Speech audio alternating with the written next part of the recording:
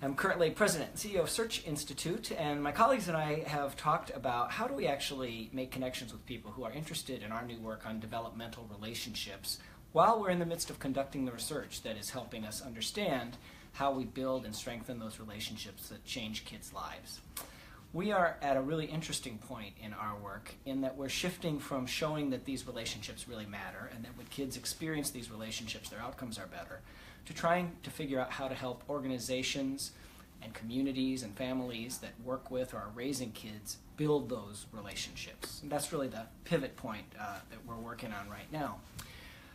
We recently did interviews with 55 leaders of youth programs, schools, community coalitions, policymakers, very diverse sample of people who work in organizations that work with kids.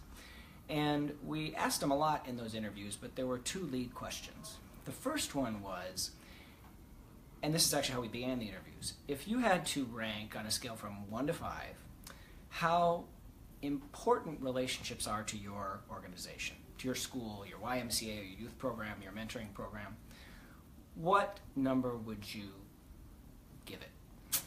The vast majority of the people we interviewed gave it a 4, a 5, and more than once we had people say 6, 7, or 8. That people who got into working with kids, however that happened to occur in their lives, often did so precisely because they valued those relational connections in their work. But the second question in the interviews that we asked was this one. When you think about the day-to-day existence in your organization, how important are relationships compared to other priorities? Same scale, 1 to 5, 1 relatively unimportant, receives relatively few resources, not much organizational attention. 5, a lot of resources, a lot of attention. And there, as you can probably guess by where I'm headed, we found a big discrepancy between the 4s, 5s, and 6s that people ranked the importance of relationships and the value they said their organizations place on them in terms of how frequently they talk about them, how they measure them, do they hire people for them, and do they actively work to strengthen them. We often got a lot of people who ranked it a 3, a 2, and even in a few cases a 1.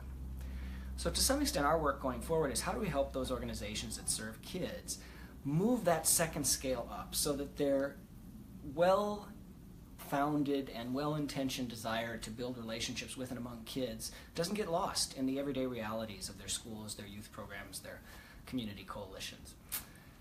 As we start to think about how you do that, I think there's 2 broad strategies that it's important to consider. And the first is creating dedicated space for building relationships. This is time when building connections with and among kids is the primary purpose, the primary endeavor.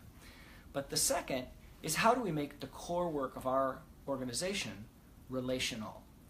And those 2 things are related, but they're actually quite distinct. In the first, you're actually finding ways to get to know kids, to help them feel that they matter, and especially to let kids get to know you, including being vulnerable with them. One way to think about that first bucket is within schools, a great advisory program, where the primary endeavor, and if it's time used well, is knowing kids' sparks, knowing their goals, and helping them know each other's.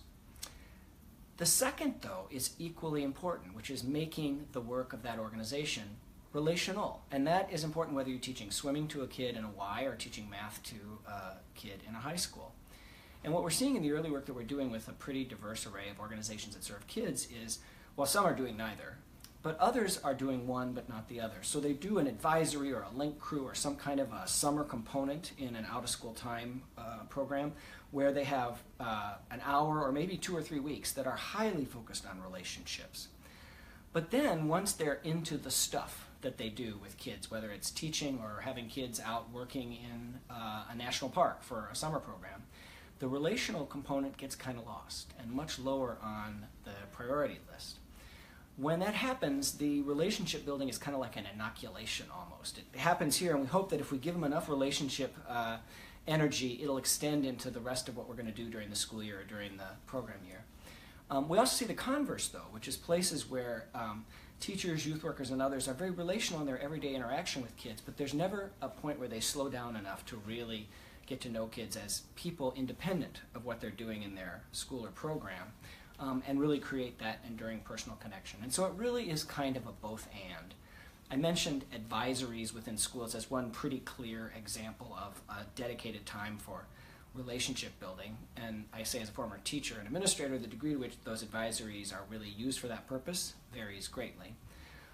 To give you one other example of that second category of making the core work that you do with kids relational, that came from some recent work that I was doing in schools, was observing a teacher who, while not shifting from her content, which in this case was math. I tried to find another example besides math because math gets used for examples in the world of research all the time.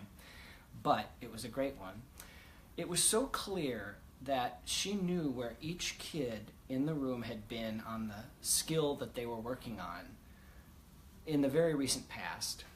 And in comments at individual desks and for the whole class, she was repeatedly making clear to those kids, I know where you were, I see where you are now, and I see the progress you've made about the math. And then the last thing that I will say observed her doing was at key moments, she actually asked kids how they were feeling about the math. How does that feel? And it wasn't becoming a touchy-feely therapy group. It wasn't immediately shifting the context. But there was this notion of kids feeling seen, kids' progress feeling noted, opening the space for kids' emotional reaction, all about the math. So that's one example that was very vivid for me of that second category of relationship building. It's making the core work that you do with kids relational, but you also need that time where you slow down the wheels enough to just build those relationships. So going forward, our work at Search Institute is really going to be trying to build essentially a catalog of ways that we can help organizations that serve kids do both of these things and move close the gap between the priority that they and their organizations place on relationships and the often disappointing reality of how much they can realize that priority in their day-to-day work. In our next video blog in this series, we'll actually give you a quick overview of some of the barriers to building relationships that we are seeing in organizations that serve kids. So thanks for tuning in and staying engaged in this important work.